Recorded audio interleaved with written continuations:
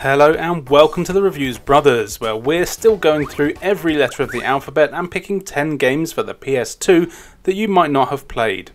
We are on the letter U now, which was actually a bit trickier than I thought it would be, but that's alright, as we still have 10 games to check out.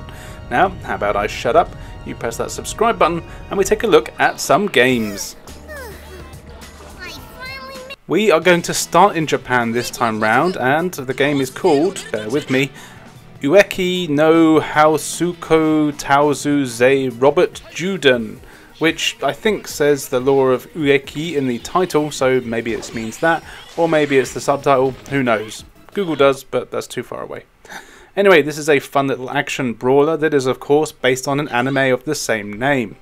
You'll never believe it, but I don't know what the storyline is here, but it seems to be based around a school where everybody wants to fight everyone else and conveniently has crazy elemental or magical type powers. The game is almost a fighting game, but not quite, playing more along the lines of things like Streets of Rage, but again, not quite. In the story mode, you play as Ueki, a green-haired punk whose name I'm probably saying wrong, and each stage sees you in various arenas of different sizes that have other people in them.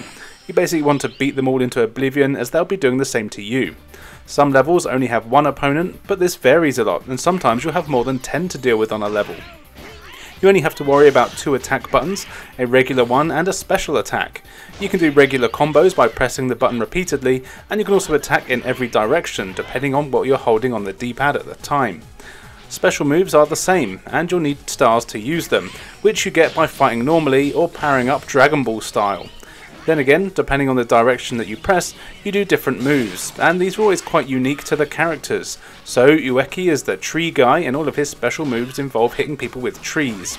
Every character is different though, some do fire attacks, some do rock, some water, some ghost, and so on. You can only play as Ueki in the story mode, but there are versus and arcade modes where you can play as the other characters that are unlocked. The levels are all quite large, and something that is kind of strange is that you don't walk around them freely. Instead, you can only move left and right, but by pressing the R1 and 2 buttons, you can jump in and out of the different planes. It does take a while to get used to, but it ain't too bad. It is actually quite handy for dodging or doing surprise attacks on enemies on a different plane to you. Handily, you do tend to get an arrow on screen showing you where the enemies are in relation to you as well. Also on the levels, there's plenty of things you can destroy. You'll want to do this as they often have power-ups like extra speed, strength, health, and one that makes you jump really high. The fights can get hectic, but they are fun. The controls are a bit stiff here, which is a shame, and there's only a handful of attacks. It would have been nice to see a few more combos in there. You can also unlock perks that you can equip between levels, which change your stats for your health, speed, attack and defense and so on. Depending on who you're fighting, you might want to change these around. The graphics are decent enough with a nice cel shaded look to it, and you know I love me some cel shading, so you can't really complain there. Other than that the animation is a little strange in places, but nothing game breaking. Overall, this is a fun action game that is hectic in single player and would be fun with a friend.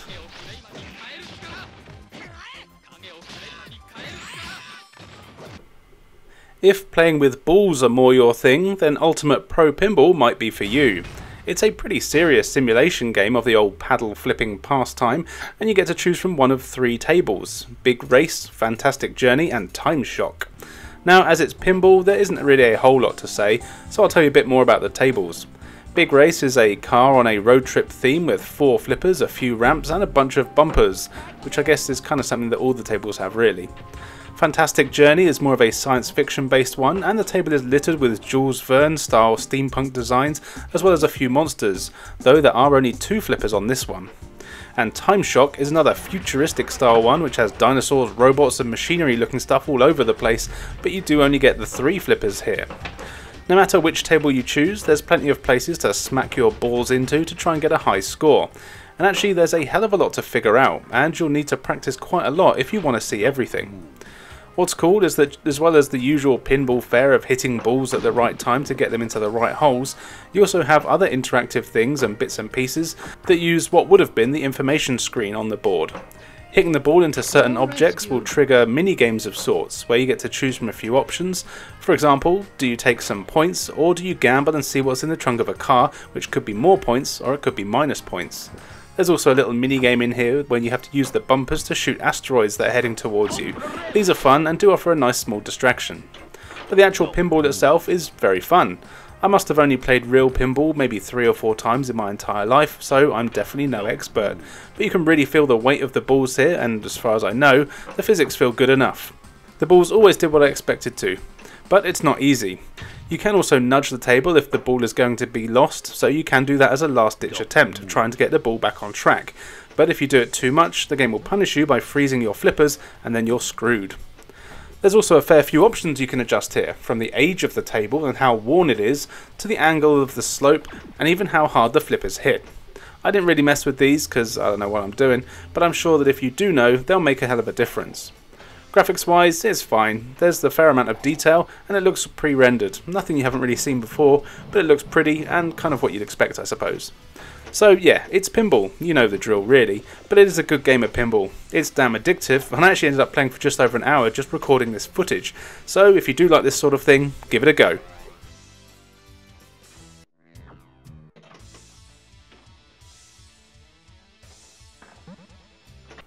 Fighting game time now with Ultraman 3 Fighting Evolution. Now there are actually quite a lot of Ultraman games on the PS2, but this is the only one I've played and I enjoyed what I played. As you might expect, this is a Japan only game as Ultraman never really took off elsewhere, which is a shame as it's pretty much a campy rubber suit monster hero stuff, kind of like Power Rangers and so on, which I also really enjoy. Anyway, the game here celebrates the various versions of Ultraman as well as the wacky array of monsters that he's had to deal with over the years. It's a one-on-one fighting game. Well, actually sometimes it's one-on-two, but you know what I mean. You have your various game modes, mainly scenario battles and arcade, as well as training, versus and single fights. In the scenario mode, you get to choose from exactly that, a whole bunch of scenarios where giant monsters are attacking and you take control of one of the versions of Ultraman and must fight the monster to the death. I'm assuming these are based directly on episodes of the series, and seeing the crazy monster designs is really cool. What's also nice is that each of the scenarios has secondary objectives, as well as just punching the enemies in the face.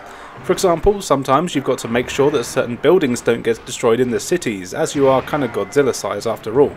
Other times you've got a strict time limit, or you might need to finish the enemy with a specific attack. It's cool and helps mix things up a bit. Unfortunately, it is all in Japanese, but this was nothing that the free Translate app on my phone couldn't help with. You also have arcade mode, where you can choose to play as any of the characters in the game, good or bad, and you fight through a series of battles, standard stuff. The actual combat is kind of unique, and it doesn't play like your usual Street Fighter or Tekken, which is good and bad. It's good because it helps it stand out, it's bad because it means it's not as pick up and play as some fighting games, and there is a bit of a learning curve. You've got a weak, medium and strong attack button as well as a grab button. There's no jumping unless it's for a specific attack. Each of the moves you do differ depending on where you are, if you're holding a direction and so on.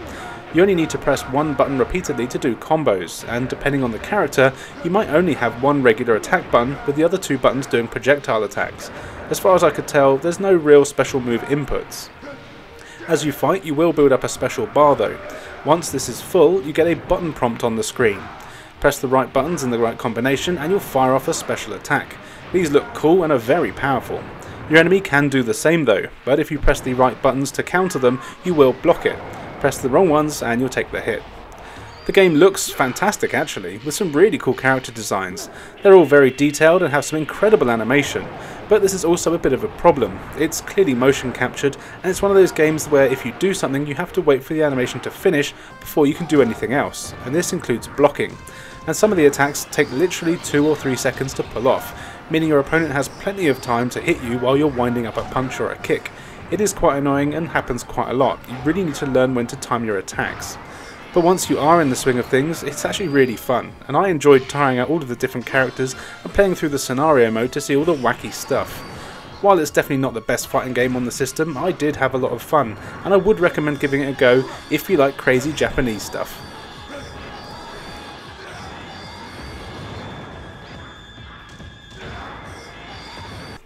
Here is Up, based on the Pixar movie. Now you could argue this is called Disney's Pixar Up technically, but I don't care.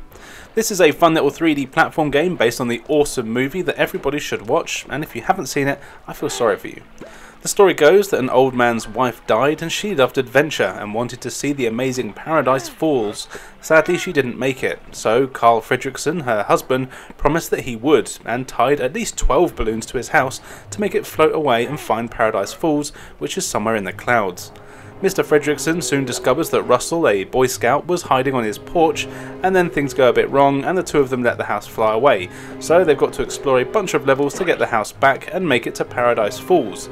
All the while, an evil inventor guy is doing bad stuff. I can't remember exactly what, and there's a dog in there as well. So yeah, this is a 1 or 2 player game. You control both Carl, that's the old bloke by the way, and Russell. It plays kind of similar to the recent LEGO games, where they each have their own abilities and are always both on screen, so you'll need to switch between the two of them quite often to solve puzzles and help each other reach areas that they couldn't before. Of course, if you're playing in 2 player, you just control one of the characters each. For example, Carl can use his walking stick to grab ledges that are too high for Russell, so he can reach higher areas. You'll then need to pull Russell up to join you. Carl can also use his hearing aid to blast out a high-pitched sound that scares off dogs and things like that. Russell can be used on seesaws and be flung into the air, and has a whole bunch of equipment in his backpack that comes in handy throughout the game. You will also unlock new items as you play, like pickaxes to climb new areas, and a rope to hang from, and so on. The game does a good job of mixing up the levels as well. As well as the platforming, you also have raft levels, flying levels, and of course there's a dog and bird action in there as well. What's cool is that the game also encourages replaying levels, offering areas of the game that you couldn't reach on your first playthrough, and you'll need one of the items from later on to get into all of the nooks and crannies to collect all the items. This is more for completionists, as there are items to collect in each level if you want to, but they're not essential for completing the game. The graphics are decent, really following the look of the movie of course, and the animation is good and the levels are fairly detailed. The controls are good but not perfect. The jumping and climbing is a little floaty, and there were times where you'd fall, and it definitely was the game and not your fault. It's not a very tricky game though, clearly being aimed at a younger audience. There's plenty of health laying around, and I never actually died while I was playing the game, though I am a pro gamer of course. This would be a perfect game to play with a younger sibling or child.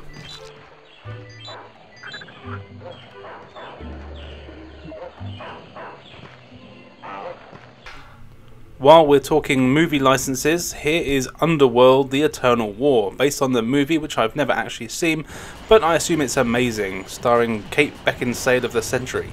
It's a pretty simple story. There are vampires and there are werewolves, and they're having a war to see who has the best packed lunches.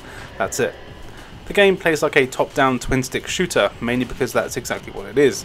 And I'll say it now, it's definitely a cash grab game that was probably made in about 15 minutes, but I did actually quite enjoy it, in a kind of it's so bad it's good way. At the start of the game you choose to play as either the vampires or the Lycans. That's clever person speak for werewolf by the way. Then you choose from a handful of characters from that faction, but it doesn't really make a difference who you choose. The game is the same no matter who you play as, so just choose Kate Beckinsale. Then you're given some story, which is done with a bunch of very bad JPEGs from the films and some lazy text scrolling. Then you're thrown into the levels. Levels all play the same. You basically just follow one path. You start at one end and you have to get to the other end. Your objectives are usually also marked on the map. These objectives are basically just to kill the person or monster that's in that location. So you run around the streets, sewers, warehouses and so on, and a bunch of enemies will appear every now and then for you to battle. Kill them all, move on and repeat, and that's the whole game.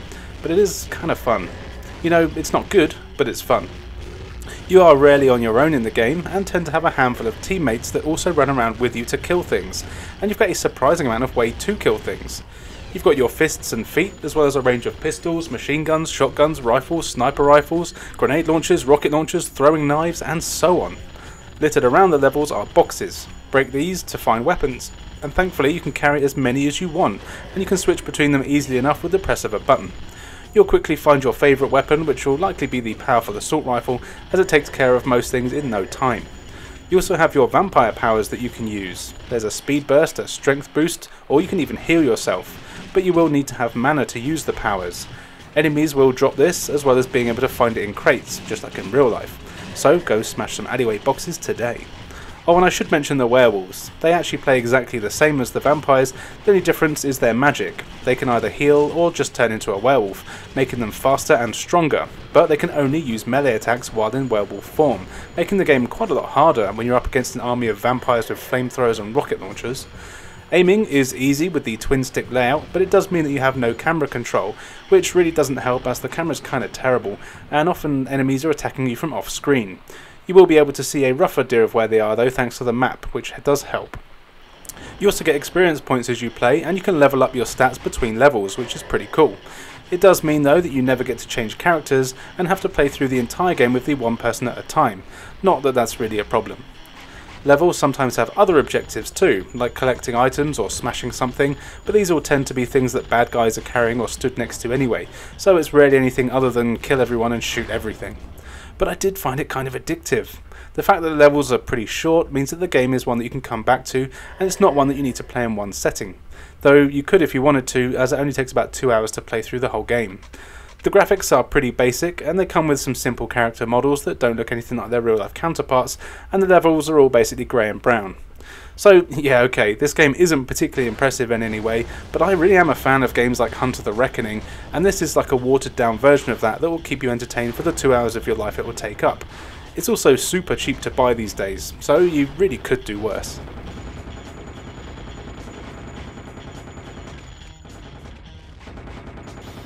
Here's a really cool game that I'd never heard of. It's Under the Skin from Capcom. You play as an alien, and on their 5th birthday this race of aliens are sent to other planets with the sole purpose of causing mischief and pissing people off. Basically they're Saiyans, but instead of destroying planets you just have to be a dick.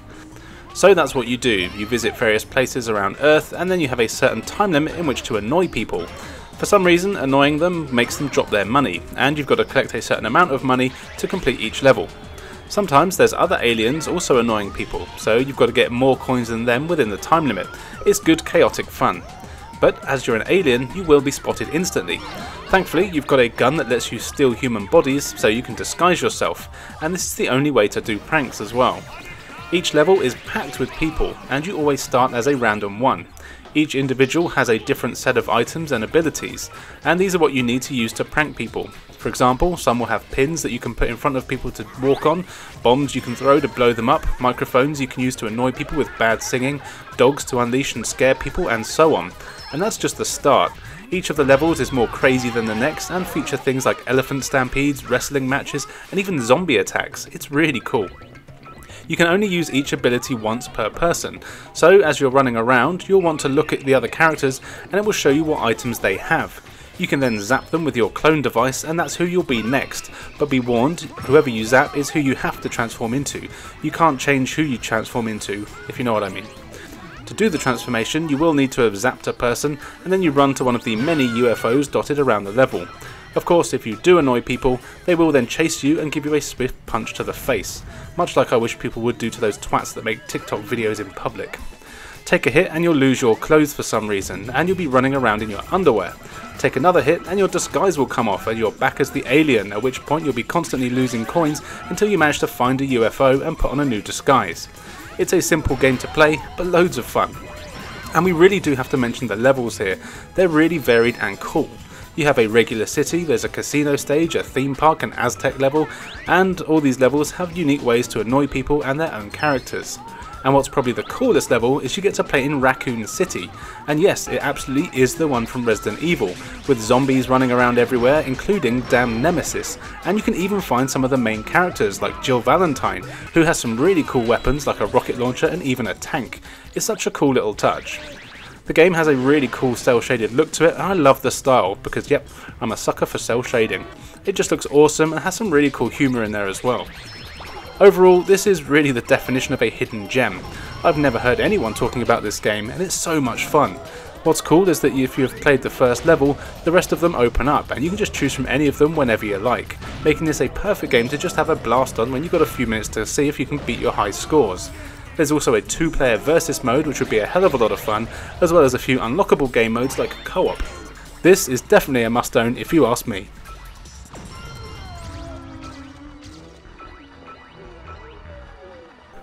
Time for 4 unrelated games that all have urban in the title. First up is Urban Constructor from Budget Masters Phoenix, in what is probably their best game that I've played so far.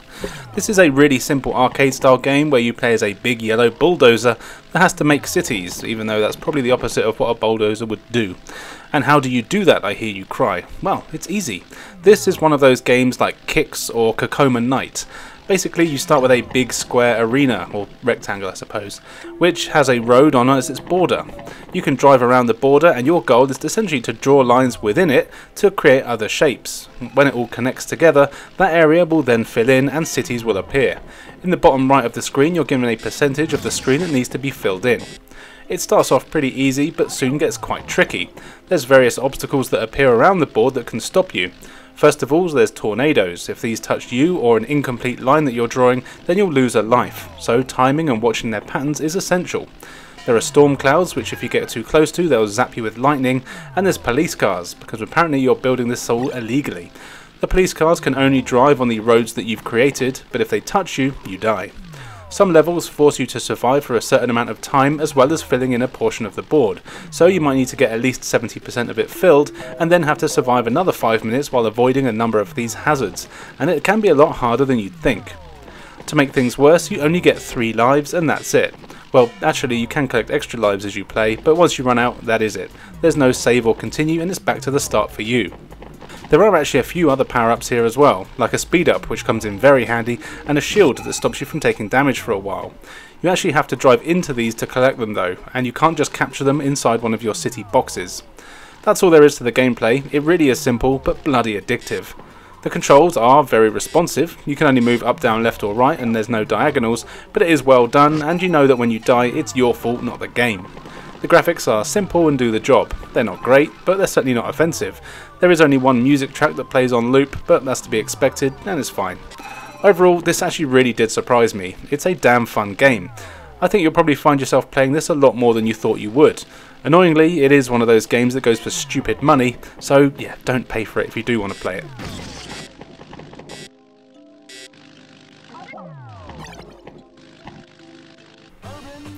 Urban Extreme is another budget title, this time a racing one, featuring a whopping 4 courses for you to race around and 8 cars to drive around them in, once you've unlocked them all that is. Now this really is a very bare bones racing game, but much like Urban Constructor, I found it surprisingly addictive. The game starts with 4 cars to choose from, which are all wildly different. You've got a regular sedan, a rally car, a Beetle thing and a Humvee looking one. There are 4 more cars you can buy if you earn enough money from competing in the races, but be warned, it's not as easy as you'd think. Each of the vehicles does control very differently from the rest, with the Humvee or rally car probably being the only 2 that you really want to use for most of the game. They all have their own stats for speed, handling and so on, and it really does make a difference. The handling especially can be very twitchy on some of them, with the slightest nudge of the analog making you dart all over the place, so you'll want to learn to use the handbrake effectively if you want to get anywhere. The beach buggy is probably the worst out of all of them, as this one really does make it easy to roll onto its roof and just blow up. Any tight turns will make you fall over and lose a lot of time and position. Races do only have 4 cars at a time, and depending on where you position in them, you earn money. If you're dead last, you get nothing. There are only 4 tracks to choose from, and each one is harder than the next. You have a number of twists and turns, as well as hills that you'll jump from and hazards to crash into, like parked cars or lampposts. Take enough damage and you'll explode, but you will rejoin the race after a few seconds, usually after everyone else has gone past you, and it is pretty hard to catch back up, though the computer opponents do make mistakes, so will blow up as well. What is a shame is that all of the levels clearly take place in the same city, and you probably wouldn't know from the footage that we're seeing that all of the courses are here, as they all look the same in terms of design. It's just the layout and bumps and turns that are in different places. You will need to replay the tracks quite a few times to be able to afford the new vehicles as well, but they generally are worth it and are worth saving up the money. I did get a bit of dopamine hit when I unlocked a new one as well. Graphics wise, it's not impressive at all. It's very basic, and as much as I hate it when people say this sort of thing, it does kind of look like when you play an N64 game on an emulator and it gets rid of all the jagged lines. But the basic graphics mean it never has any slowdown, which is good. Realistically, you'll never choose this over any other racing game on the system, but once you're used to the controls, it is actually kind of fun, if you do want a new one to play for an hour or so.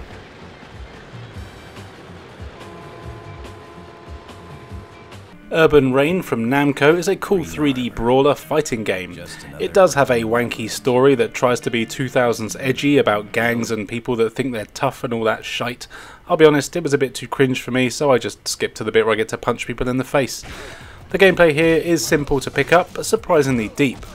Basically, you're given a bunch of missions, all of which involve you fighting either a single opponent or sometimes up to 3 or 4 at once. All you've got to do is beat them to a pulp before they do it to you. It's fun. But the combat really is quite unique here. You've got one attack button, a grab button, a run button and a dodge button. Hammering the attack button does a combo, but holding different directions does different attacks. Holding up does a head kick, down does a sweep, and left and right do different punch combos. The same applies for grabs. Each direction is a different grab, and the game also accounts for if the enemy is facing towards you or away from you. So there's some really cool grabs you can do, like power bombs or bulldogs, and they're all very devastating. As you complete levels, you can increase your stats between stages. You can either increase your offense or defense, and it can often be hard to decide if you want to be stronger or more durable. Also, as you play and get further into the game, you learn a ton of new moves and attacks, including special attacks, new throws, combos, weapon uses, and even things like being able to run up walls and do diving kicks or throw after running up a wall. It's pretty cool. But it's definitely not easy. Enemies here are really tough, even early on. Usually, if just a single enemy, they're a lot tougher to fight as well. They've got loads of combos and throws just like you, and they won't give you much of a chance. You really need to get used to defending, and that's where the dodge button comes in. You can hold it to block, or tapping it at the right time will dodge enemy punches and kicks, and even let you reverse throws at times. But it's harder than it looks, and you'll really want to practice this, as it is the only way to beat some enemies. Thankfully, all fights can be replayed as many times as you need to, with no real penalty, and you'll want to learn enemy attack styles and combos so you can deal with them effectively. If you see an enemy charging a move, then you'll probably just want to get out of their way. You'll see some electricity when this happens, and it means the move can't be blocked or dodged, so when you see it, just run. When you're fighting multiple enemies, you'll want to try and split them up, as they have no problem ganging up on you, and they'll actually favour hitting you from behind, just like your mother. They even have some double or even triple team moves that will take your health down in no time. But the fights are so fast paced and fun that you will always want to retry. The controls are excellent, so when I get my ass handed to me, I know it's my fault for being impatient and not waiting for the best time to get in an attack. The game looks really good with some great character models and animation. It does suffer from the classic 2000s grey and brown aesthetic, but you know, it's urban and edgy, so it has to look like that. But it's all super smooth and the attack animations are really good. This, I would say, is another must-have. It's bloody hard, but by design, and a hell of a lot of fun.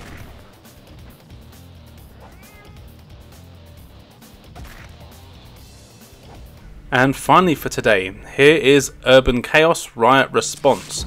This is a really cool first-person shooter where you play as Mason, because every action video game character seems to be called Mason. Or is that just in my head? You're part of an elite riot response group, which is handy, as wouldn't you know it, there's a riot going on.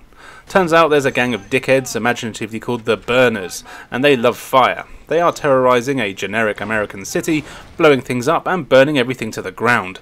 So you go in there and blow their heads off to teach them a lesson. You get 15 or so missions to play through, each of which has their own objectives. These range from the usual things of killing people to killing more people, rescuing people called Steve, and that sort of thing. It's nothing original or new, but it's very well done.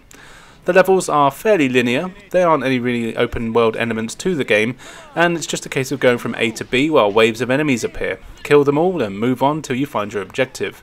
But don't get me wrong, this isn't a problem when it's done as well as this. The combat here is just so solid and a ton of fun. You get a load of cool weapons to use. It's the usual range of pistols, machine guns, rifles, shotguns and so on, but they all pack a hell of a punch, letting you dismember the enemies with ease. You also get secondary weapons like axes, chainsaws, grenades and so on, which I often forgot to use, but are actually pretty handy quite a lot of the time. Also, one of the game's main mechanics is that you always have a riot shield with you. You can bring it up at any point with the L1 button, and you're pretty much invulnerable while you're using it, as long as you're not being attacked from behind. You can hold your shield up as often as you want, but you can't shoot your gun while it is up. You can, however, ram people with it, knocking them over sometimes. Then you can either switch to a gun and blow them away, or if you're feeling kind, you can change to your taser and knock them out for questioning. Something I really like is that missions also have secondary objectives, which do actually tend to be the same for each level, like getting a certain number of headshots, tasering gang leaders instead of killing them, and finding evidence. Completing these submissions earns you medals at the end of levels, and you'll unlock new weapons or perks or even secret levels when you have enough. It's a great way to get you to replay levels and try and unlock everything. Something else I like is that you often have a computer-controlled companion. These are usually other cops or firemen or medics. These helpers are actually genuinely very useful, and you can give them simple commands like asking the firemen to put out fires or use their axe to smash open a door, and of course the medics can heal you a few times before they run out of med packs. The game does a really cool job of showing the emergency services working together, and actually makes you feel like you're working with the other ones, and they're just as important as you are.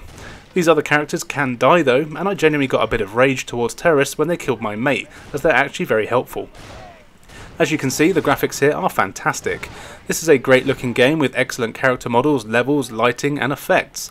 It's probably one of the best I've actually seen on the system. Now, I know a few people do talk about this game now, but I still think it's one that not many people have played. Some of the missions can be a pain in the ass and require some trial and error, and the checkpoints are few and far between, but the action is non-stop and it's always exciting. Absolutely one I recommend, another must-have.